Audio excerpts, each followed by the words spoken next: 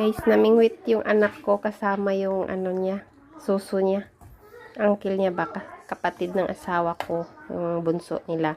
Kasi nga nag-promise siya na pag naka 90 up si Basti sa exam, dalhin niya doon mamingwit. Ayan oh, kuha nila. Laki guys, oh anong isda to? Ayan oh. Ayan oh. See? Ang laki. So, libreng ulam na to. Diba?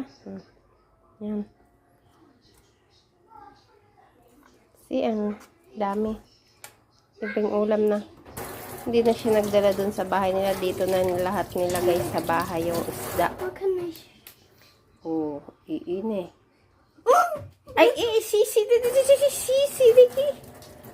Ay, mo, ay, 在这里的这个臭臭的